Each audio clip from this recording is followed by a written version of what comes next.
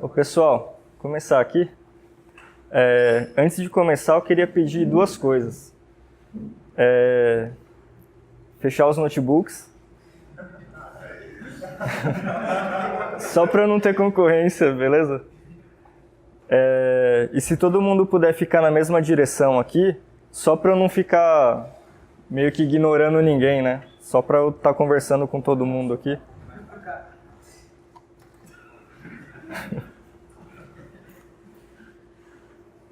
Não, tá bom, vai. Vamos levantar. Vamos levantar. Tem rodinha.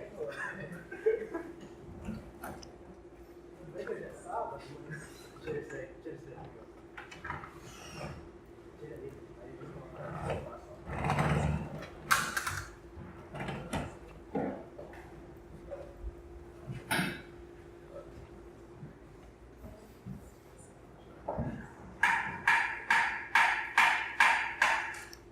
Então vamos lá. Meu nome é William Facre Bratikauskas, então por esse sobrenome fácil pode me chamar de Baticalça. Tá o meu e-mail aí, se alguém precisar entrar em contato ou quiser trocar ideia. Esse não é bem uma palestra, né? É só um overview.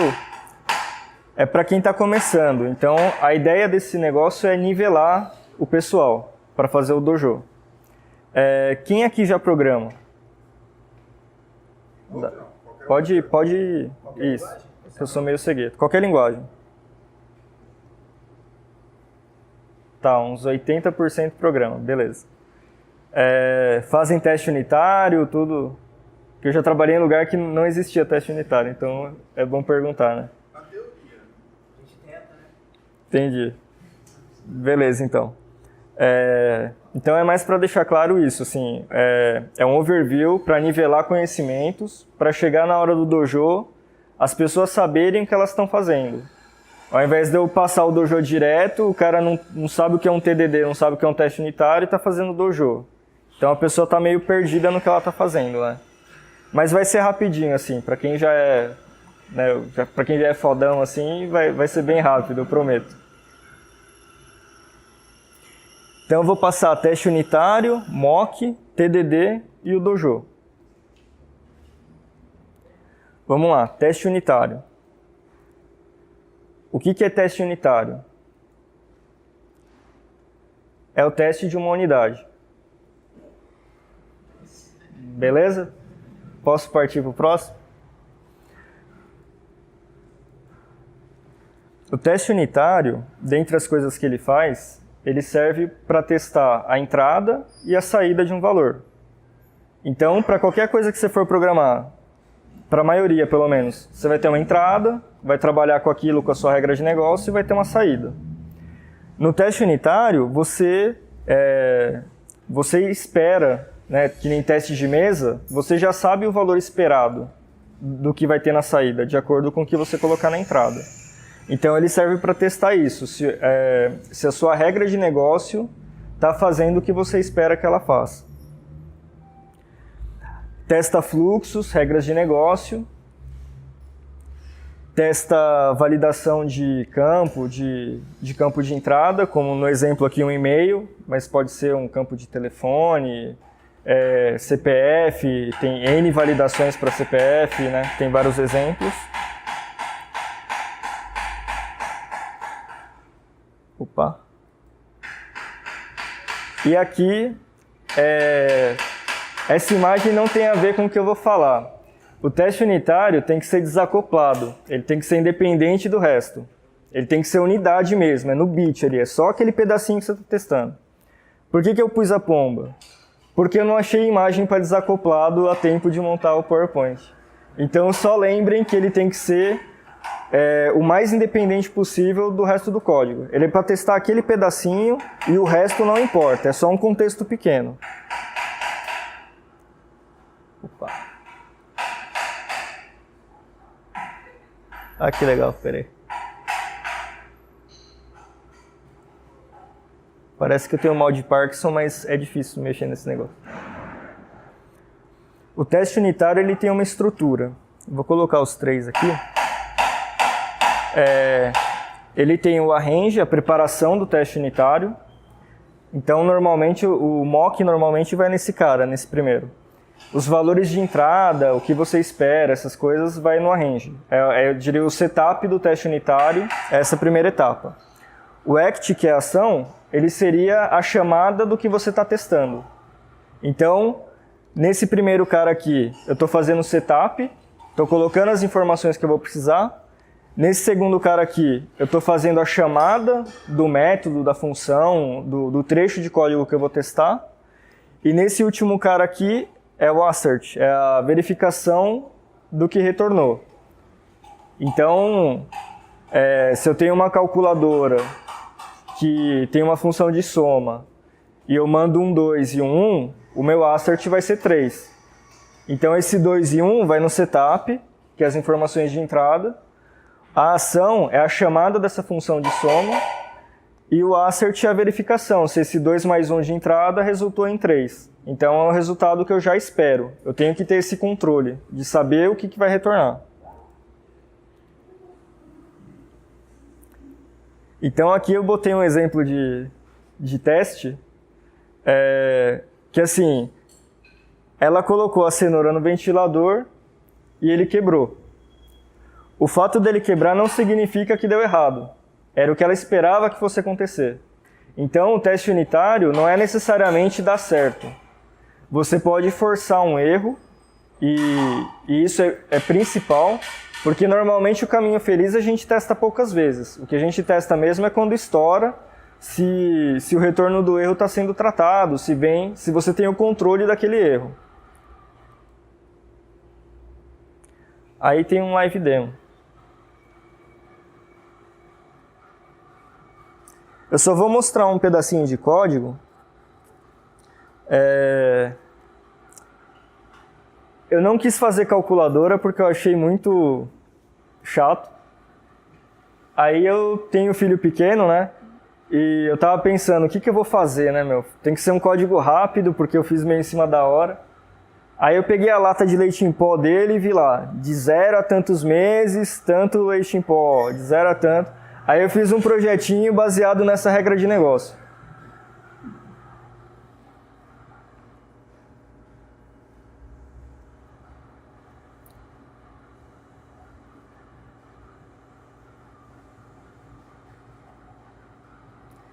Ver se dá para enxergar ali. Aumentado é bom, né? Beleza. Dá para enxergar o código aí? Beleza. Então aqui em cima, no comentário, eu escrevi a regra de negócio. Então de 0 a 1 meses, 6 mamadeiras por dia, 90 ml de água, 3 colheres em pó e o produto pronto, quanto que fica. E assim se repete de acordo com a idade em meses da criança.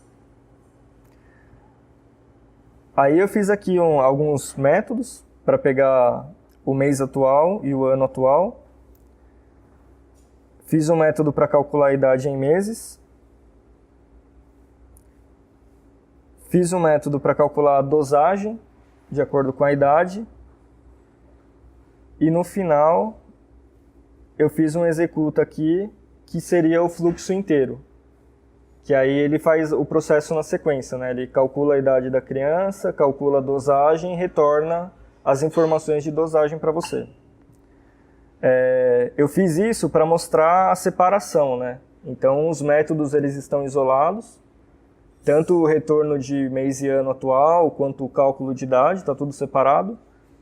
E o fluxo completo, que seria a orquestração, né? A chamada sequencial de todas essas pequenas etapas. Então, esses caras aqui seriam as unidades, né? Os pequenos pedaços que eu vou testar. Aí eu fiz um teste unitário para esse cara.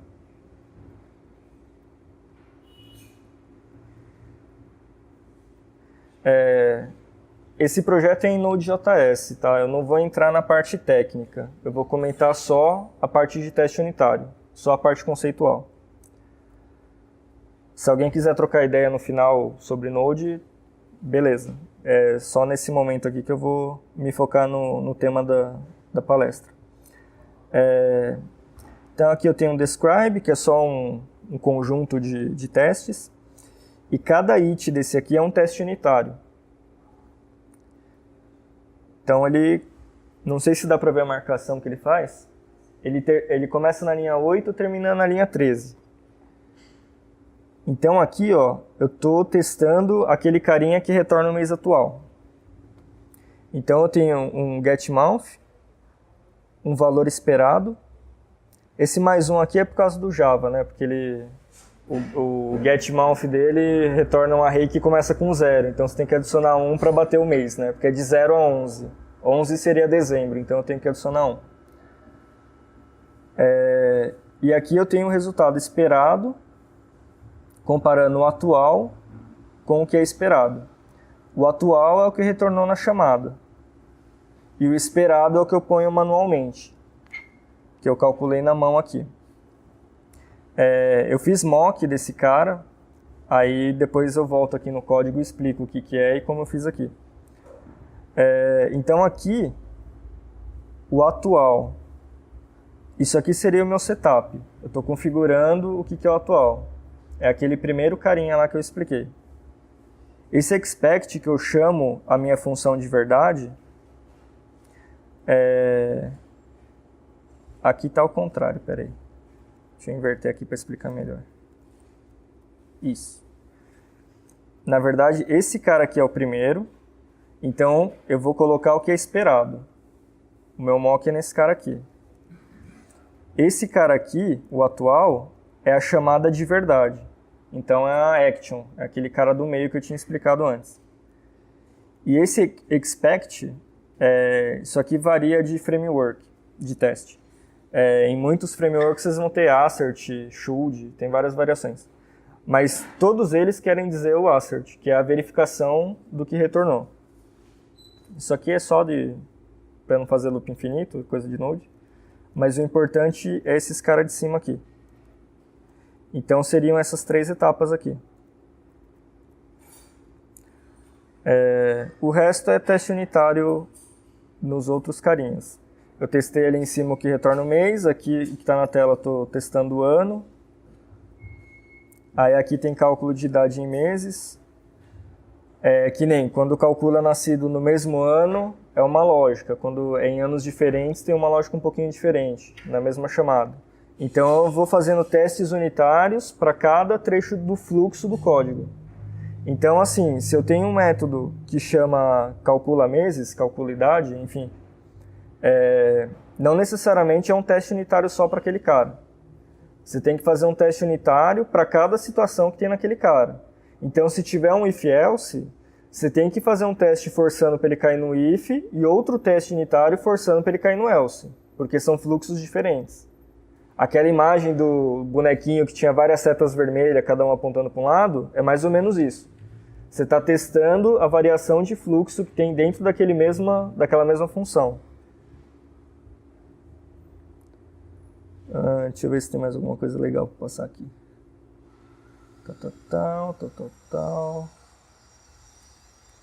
Aqui eu fiz para calcular a dosagem da mamadeira. No expect, que seria o assert, né? Ou a verificação, não necessariamente você verifica um valor só. Você pode verificar vários valores, vários detalhes do retorno para ver se tudo aquilo é o que você espera. Então, como ele retorna um objeto, eu fiz um JSON lá retornando, ele retorna idade, mamadeiras por dia, água e tal.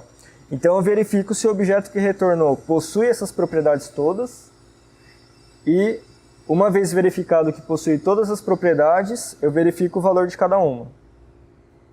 Que nem aqui eu tenho 10 verificações, 5 de propriedade e 5 de valores. Se dessas 10, 9 passarem e uma falhar, o teste unitário quebra. Ou passa tudo ou não passa nada.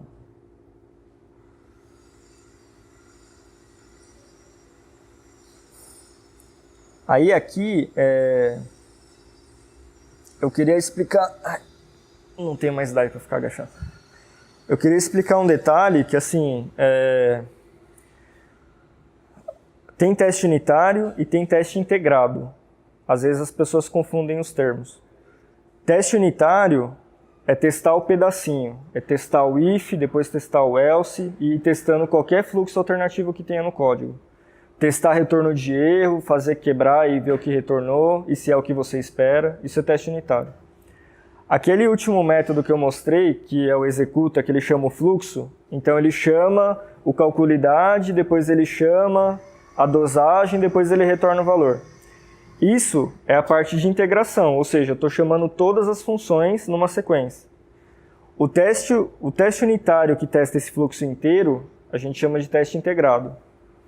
Porque aí o que você está verificando? Se todas as minhas unidades estão em harmonia, se uma não está quebrando a outra.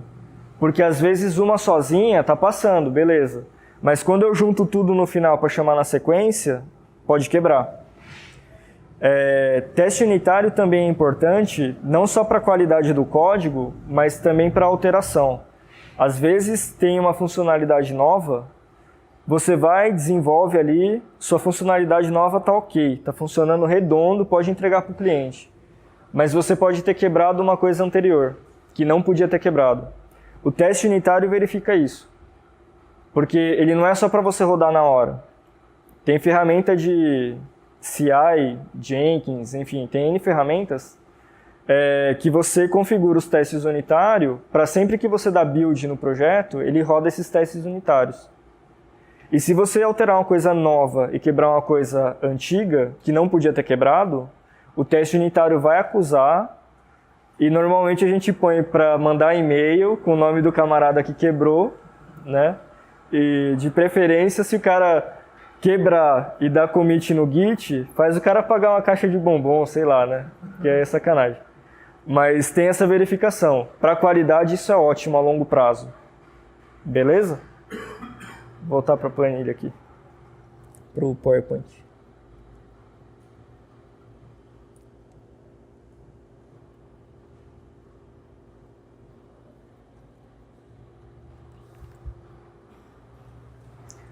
Agora eu vou falar um pouquinho de mock. Eu gosto de meme, tá, gente? Então vai ter muita referência de meme no PowerPoint. O que é mock? É você pegar um retorno real, desconsiderar ele e fazer um retorno de mentirinha. Fazer um retorno fake. Mock, se você for ver em inglês, ele seria tipo imitação, falsificação, alguma coisa nesse sentido. Para o contexto que a gente está falando aqui, né? Então, assim, você pode ter um retorno do banco de dados que vão vir informações e com base nessas informações você faz seu teste. Mas para o teste unitário isso não dá muito certo, porque você não tem controle sobre o ambiente que você está. Então, a base de dados pode mudar, você pode estar sem acesso àquela consulta no servidor. Então, assim, eu vou dar um exemplinho aqui. Por isso que eu escrevi, você pode substituir o retorno real por um mock, por exemplo. Então você pega esse retorno real, que você não tem controle sobre ele, e faz um mock, né? Fica chumbado no código mesmo. Deixa eu só mostrar no código aqui que eu fiz mock nesse projetinho também.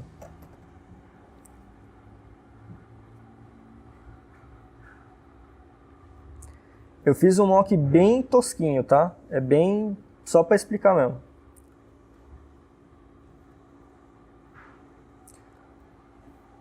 O meu busca mês e o meu busca ano aqui, ele tem esse get month e get year. Isso aqui vai variar com a data que está na máquina. Então, para eu fazer um teste unitário, eu não tenho controle sobre isso.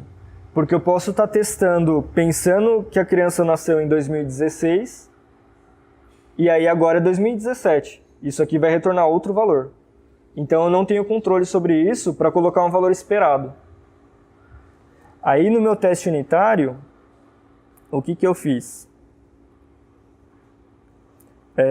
Isso aqui daria para fazer com injeção de dependência e outras técnicas, mas o objetivo é só mostrar teste unitário e mock, tá? Eu moquei, ou seja, eu fiz um retorno falso. Então o que eu fiz aqui? Eu peguei o meu index Então aqui no Node, eu dou um require aqui, isso aqui, esse objetinho aqui vai virar aquela minha classe index que faz as chamadas das coisas real. Aquele index, ele tem um getMouth que retorna um getMouth de verdade, ele vai retornar o mês atual. Aqui eu forcei ele, então eu criei uma função que ela é return 10. Qualquer um que chamar esse cara, ele vai dar um return 10. Tá hard-coded mesmo. Qualquer um que chamar o ano, vai retornar 2016. Isso aqui é um mock. Eu peguei aquela situação que tinha o getYear e o getMouth, que eu não tenho controle sobre aquilo, porque eu não posso congelar a data da máquina, e coloquei assim. Por quê? Porque assim eu tenho controle que se o meu teste rodar por 100 anos, ele vai retornar mês 10 e vai retornar ano 2016. Isso é mock. Aqui é um exemplo bem simples, mas a gente pode mocar conexão com banco de dados, coisa de data assim, também é bom mocar. Até conexão remota, conexão HTTP, essas coisas dá para mocar tudo hoje em dia. Então tudo que você não tiver controle sobre aquilo, que for uma coisa externa ao código, que vem de fora, vem de um servidor, vem de outra máquina, você pode mocar e ter o seu teste unitário desacoplado, independente do resto. Então eu não estou mais dependendo da data que está na máquina, meu teste unitário é independente. Aqui é o exemplo que eu fiz no código ali, né? Esse cara aqui eu não tenho controle sobre ele, porque os anos mudam. Esse cara aqui eu tenho controle total sobre ele. E esse cara aqui eu posso mudar para cada teste unitário. Então, o teste unitário que eu usei, esse mock, eu precisava de uma criança que nasceu em 2016. Eu posso ter um outro teste unitário que eu faço mock para 2010, sei lá. Então eu vou ter um teste unitário que testa o ano com 2010. Os mocks são por teste unitário. Eu posso ter vários com os valores que eu quiser. De teste unitário, beleza?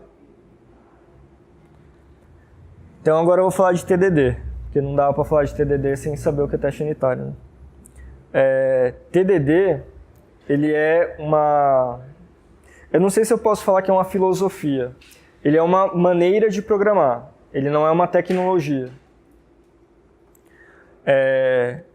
Isso aqui, a gente está falando assim, eu vou criar um teste unitário, ele vai dar vermelhinho aqui, ou seja, ele vai quebrar. O teste unitário vai quebrar. Isso é normal. Eu vou fazer ele passar, ou seja, eu vou fazer ele passar forçando mesmo, nem que eu der um return true direto.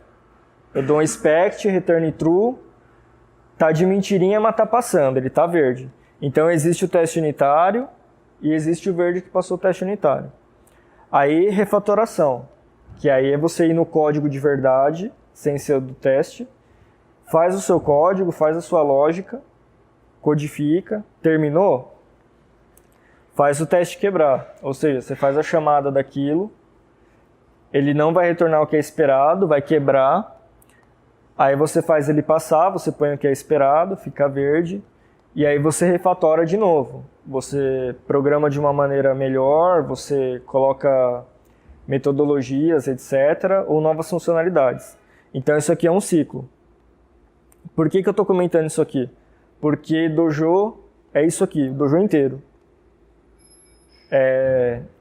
TDD, a forma de programar, a forma de pensar para programar é um pouquinho diferente. Não é um pouquinho diferente, é diferente pra caramba, na verdade. Primeiro, teste unitário, depois código. Nunca o contrário. Não tem código sem ter teste unitário primeiro. Então, do que a gente está acostumado, eu imagino que a maioria pelo menos, o que você faz? Codifica, faz o seu código lá, beleza. Vou fazer um teste unitário ali para ter uma cobertura de X%, ou seja, para testar uma quantidade específica, não necessariamente 100% do código, porque teste unitário gera custo para a empresa, né? Então, dificilmente você vai ter uma empresa que vai cobrir 100%. Dificilmente justificaria a grana envolvida. para você ter 100% de cobertura, porque enquanto você está fazendo o teste unitário, é um tempo que você poderia estar codificando e entregando coisa. Então tem um equilíbrio aí. O projeto que eu estou atualmente, a cobertura é de 70%. Então, se eu tenho um código com X funcionalidades ali, 70% daquele código tem que ter teste unitário verificando. Não 100%. Aí é questão de dinheiro, né?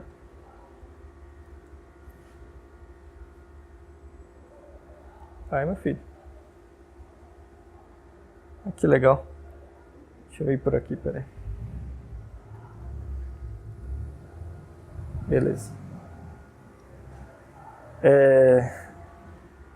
Alguém não reconhece essa imagem? Levanta a mão, por favor. Beleza. Mais alguém? Tá bom. Você quer assistir um filme que eu vou te indicar e depois você volta? Esse aqui é o do filme Matrix. Recomendo. Para quem assistiu o filme, não precisa saber o contexto inteiro do filme, você não vai perder nada, tá? Durante o filme, o carinha principal, que é o Neo, ele faz um treinamento com esse outro carinha que eu não lembro o nome dele. Como que é o nome dele mesmo? Morpheus, isso. Ele faz um treinamento com o Morpheus. Esse ambiente aqui é um dojo. Então, dojo é de artes marciais. O dojo sem ser coding dojo. O dojo mesmo vem de artes marciais. Por que que existe o dojo?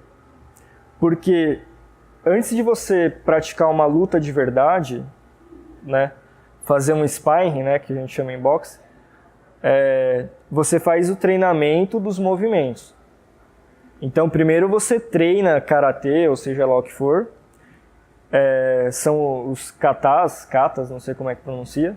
Ou seja, você faz uma repetição de movimentos ali, bem bobinho, tipo, faz assim 1000 vezes, pá.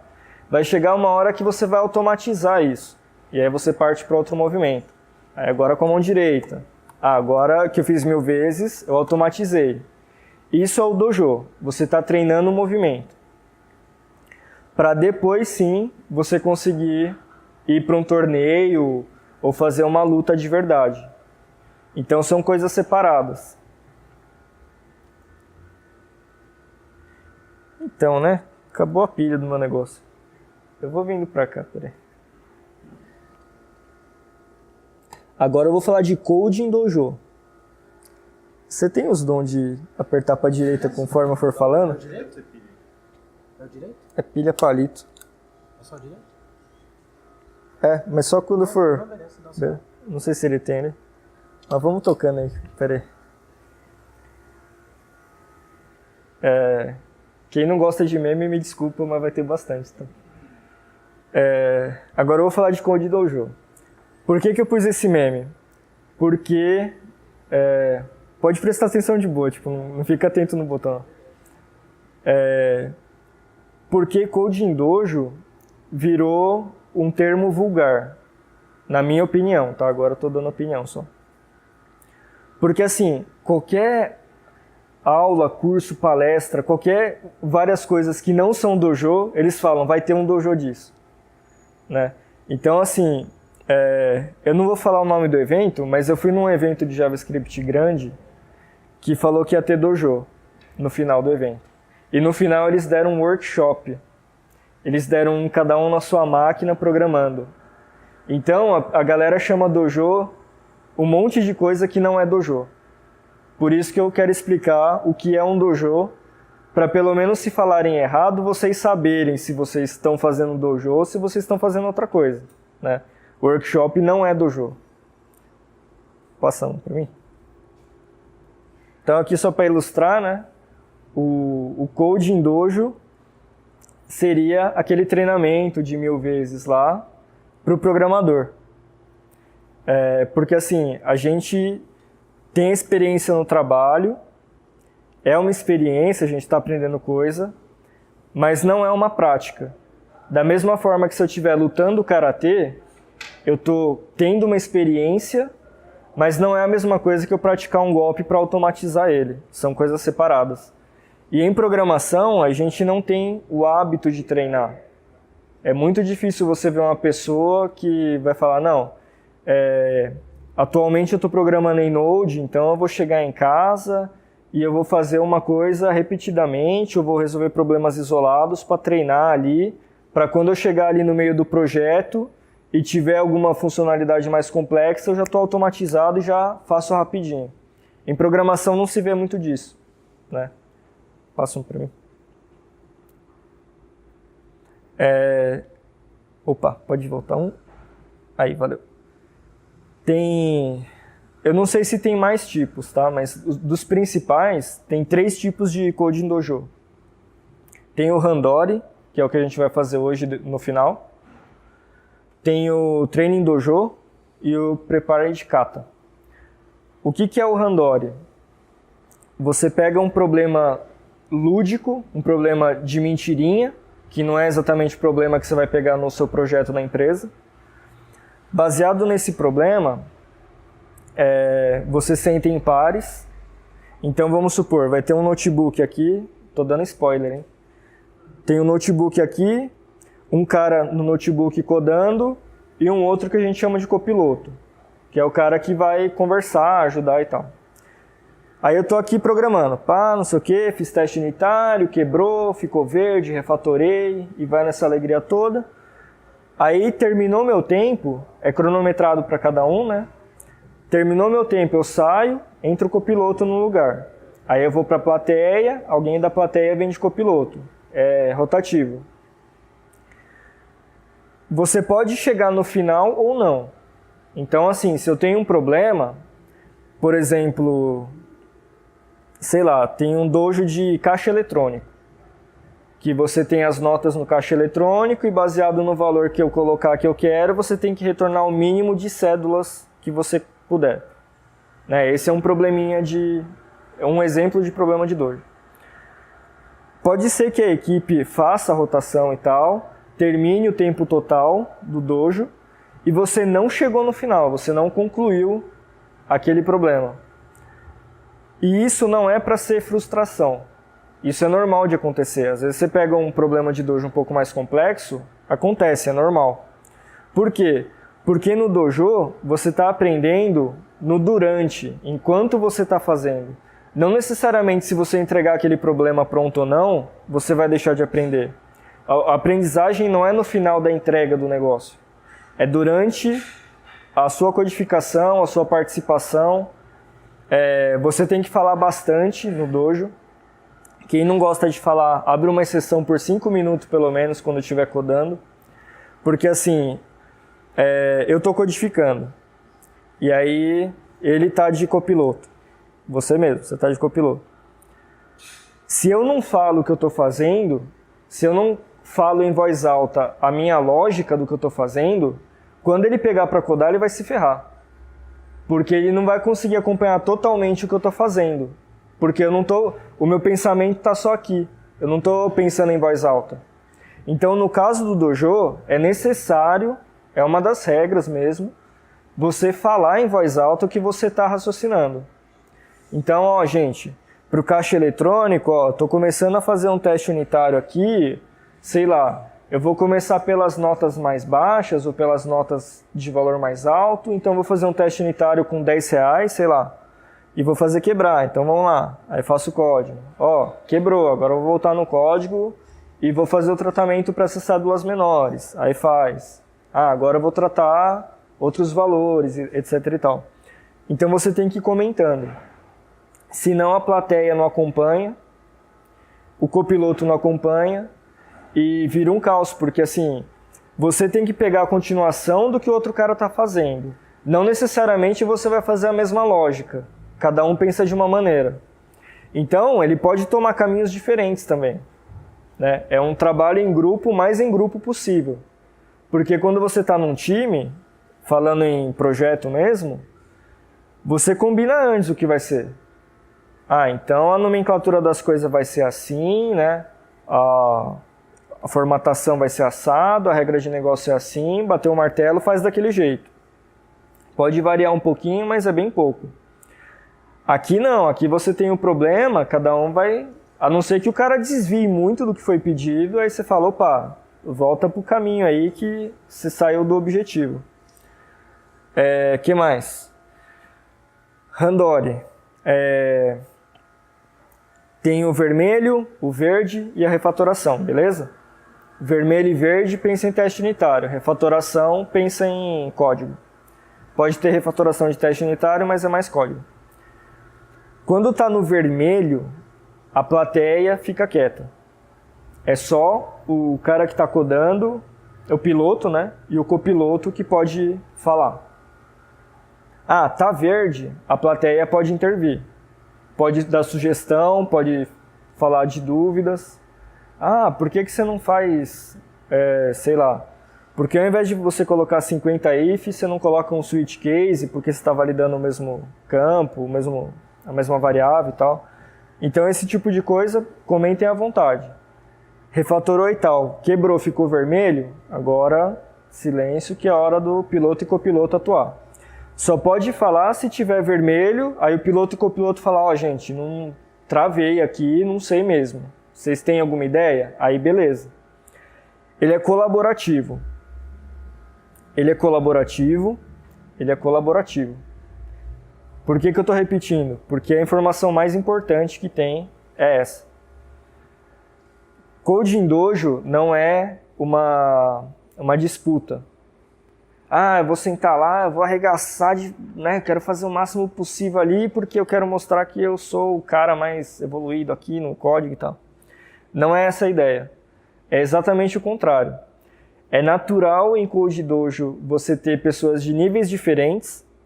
Então você vai ter um cara que mal encostou num código e você vai ter um cara que já tem vivência em projeto, que já fez coisas bem mais complexas do que está naquele dojo. E essa mistura é saudável. Por que é saudável? Porque um vai levantando o outro, né? Vai compartilhando experiência. O cara que sabe mais pode passar um pouco do conhecimento dele, e isso dá uma satisfação também. O cara que sabe menos pode aprender. O cara que sabe menos pode passar alguma coisa para o que sabe mais, porque não necessariamente os dois passaram por todas as experiências um do outro. Então é uma troca. Esse training dojo, esse cara é mais para quando você quer treinar o seu time, no seu projeto, falando em empresa agora. Eu vou dar um exemplo de um que eu participei, tá? Eu sou programador .NET. Sempre trabalhei com .NET. Aí eu fui participar de um projeto em Java. Eu não vou comentar a minha opinião, mas eu fui participar de um projeto em Java. Não é que eu não goste de Java, é que eu não tenho experiência em Java, então para mim é muito frustrante isso. O problema para mim é a IDE, o problema para mim é o Eclipse, não é o Java. Mas enfim, né, discussões à parte, a gente fez um training dojo. Então era um projeto grande, feito em Java, era feito em Maven e mais algum outro framework lá. Eu não manjo muito de Java, então eu fiz só o básico para sobreviver no trabalho, tá? Mas deu certo. Então, assim, era um time de 4 programadores. Desses 4, 3 eram javeiros a vida inteira e um pobre coitado lá era .NET, que no caso era eu. E aí, assim, pra mim foi muito frustrante, porque os caras chegavam na máquina e arregaçavam. Nossa, aqui, tá. E só atalho, só via as coisas piscando na tela, não via nem o que clicou, o que fez. Aí falaram, não, pera aí, né, vamos parar, porque o meu nível estava muito abaixo do deles, porque eu não conhecia a IDE. E tem muito atalho. No Visual Studio eu faria o mesmo, eu não ia ficar clicando. Mas nesse contexto, tinha que falar, não, vamos baixar a velocidade e mostrar o que está sendo feito. E foi o que eles fizeram. E assim, eu me senti muito à vontade. Na primeira rodada, não. Mas conforme a gente foi vendo e tal, e foi pegando o ritmo, tinham pessoas de alto nível e pessoas de baixo nível naquela tecnologia, e a gente conseguiu equalizar e ficar em harmonia. Então, assim, eles conseguiram aprender coisa que eles não sabiam, porque eles eram Javeiro, mas não conhecia Maven. Eu consegui acompanhar razoavelmente, porque eu já conhecia MVC, já trabalhei bastante com isso, então era mais sintaxe, IDE, era mais essas coisas e um detalhezinho ou outro do framework. Então, assim, no Randori vai acontecer a mesma coisa. Vai ter gente que sabe, vai ter gente que nem o que a gente vai fazer hoje em JavaScript. Vai ter gente que já trabalha com JavaScript, vai ter gente que não trabalhou com JavaScript. A ideia é equalizar, né? Não é uma corrida. Então esse Training Dojo, para preparar times para tecnologias novas ou frameworks novos, é legal. Funciona bem, é bem produtivo. Esse Prepara de Kata é como se eu fosse apresentar uma solução pronta. Então, pensando em dojo de artes marciais, o kata é um movimento que você já sabe. Vou bater aqui, vou bater aqui, vou bater aqui. Esse Prepara de Kata, vamos supor, é como, pegando esse exemplo do Maven, pessoal, vocês já conhecem Java e tal, eu vou apresentar um framework para vocês. Chama Maven, funciona assim, assado, aí você faz no código, mostra como funciona e tal. Isso é um Prepara de Kata. Aí você meio que mostra como funciona para as pessoas serem capazes de reproduzir aquilo. Então, gente, aqui é o Node e tem um projeto mega complexo de uma empresa multinacional que serve para medir a quantidade de leite em pó para uma mamadeira de uma criança. Então, eu estou mostrando aqui como funciona, como não funciona e tal. Aí, no final, vocês vão conseguir caminhar para desenvolver uma coisa pelo menos semelhante ou próxima daquilo que foi mostrado na apresentação. O Prepara de Kata é mais ou menos isso. Tem os dons? Tá com pilha, sabe? Tá piscando aqui? Opa, tranquilo. Acho que dá para passar agora, valeu. Coding Dojo, falei. Não tem muito bem a diferença do training e do Randori. O training é assim, pensa que você está numa empresa, você é programador já? Então você está numa empresa com o seu time trabalhando. Você programa em quê? JavaScript, PHP, beleza. Aí você vai ter que fazer um projeto que envolve MongoDB também. E vamos supor que você nunca mexeu com MongoDB, você não conhece. Mas você vai ter que fazer o projeto. O mundo da programação funciona assim. Eu sou .NET, atualmente eu trabalho com Node.js. Enfim, tem que comprar o leite das crianças, né? É assim que funciona. Então você vai ter que aprender MongoDB. E o resto do seu time também não manja muito de Mongo. Aí o que a gente faz? A gente faz um treinamento, alguém tem que saber, nem que seja fora do time, mas uma pessoa tem que saber para preparar o negócio. No caso do meu time, foi o arquiteto do time que preparou o dojo e a gente seguiu. Aí vamos supor, ele é o arquiteto do seu time. Aí ele vai, prepara um projetinho, uma base, e fala, vocês vão ter que fazer um projeto que marca o leite em pó, e etc e tal, mas que grava essas informações no MongoDB. Então o retorno daquele cara vai ser salvo em banco, aquele projetinho que eu mostrei já salvo em JSON mesmo, aí ele vai ser salvo no MongoDB, e fazendo esse pequeno projeto, você vai aprender sobre MongoDB para você ter um nível inicial suficiente para fazer o projeto de verdade. Então o training... saiu já. Mas o treinamento é mais ou menos isso daí. Beleza? Falando em metodologia ágil, sprint, etc., para você pegar o início de um projeto, por exemplo, o setup ou sprint 0, você pode fazer em formato de training dojo.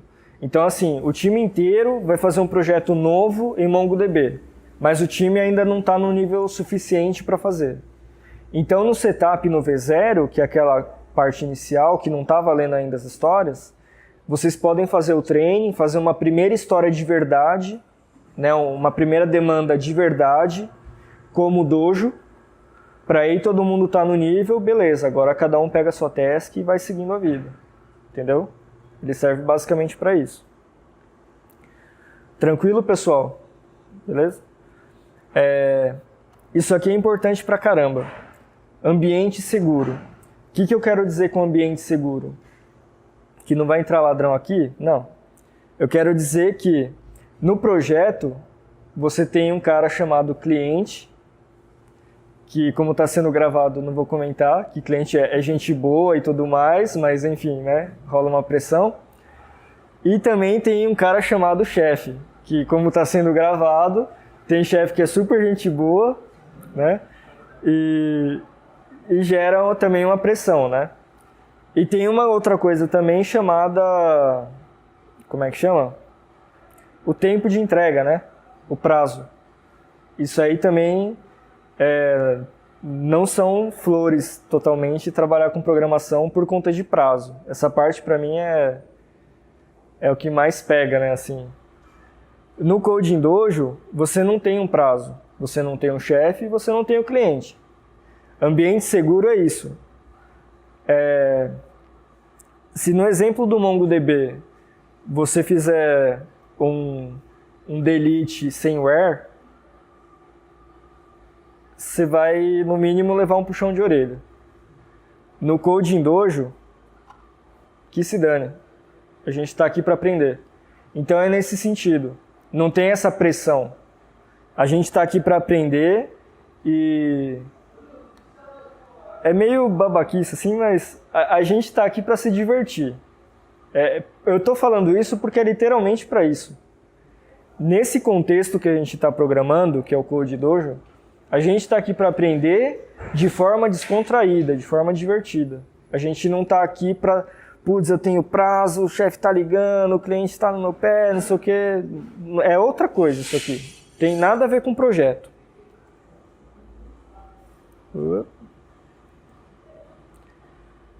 TDD eu expliquei o que é. Então o Code em Dojo é feito totalmente em TDD. Ou seja, primeiro eu faço um teste unitário, depois eu faço um código. No caso de TDD é 100% de cobertura, porque sempre começa no teste unitário para depois ir para o código. Baby Steps. O que é Baby Steps? Passos bem pequenos mesmo. Então, assim, eu vou pegar o projeto que eu fiz ali só para ter um exemplo linear, tá? Projeto do leite em pó, verificação do leite em pó lá. O Baby Steps, assim, eu vou fazer primeiro o busca ano. Aí eu codifico lá. Depois o busca mês, eu codifico lá. Não assim, vou fazer uma função zona e já saio fazendo todas as funcionalidades e já calculo e já retorno e já não sei o quê. Eu não vou fazer tudo de uma vez.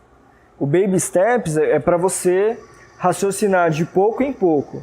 Então eu vou pegar um problema grande e vou falar, para esse problema grande ser resolvido, eu preciso fazer isso, isso, isso e isso.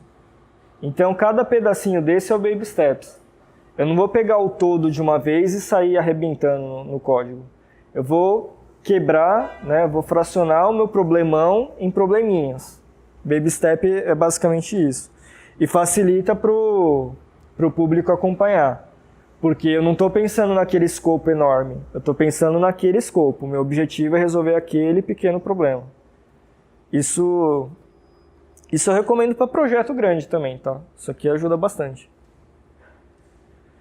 Acho que eu falei pouco, é colaborativo. Comunicação, eu já falei também, mas eu vou repetir. Precisa ter comunicação. Precisa ter comunicação, precisa ter compreensão. Pode ter gente que vai escrever um monte de linha, pode ter gente que vai chegar e vai dar uma travada. E isso é natural e não tenham medo de fazer. A gente está no mesmo barco, a gente está no mesmo time. Então não tem essa de, o cara escreveu menos, o cara escreveu mais. O intuito é aprender, não é entregar código, entendeu? E diversão, cara. Tem que ser descontraído, tem que ser divertido. Não é assim, o cara tá codando lá, aí a plateia fica pressionando o cara. Então volta pro projeto, tá? Sai do dojo e volta pro projeto, entendeu? O intuito é outro.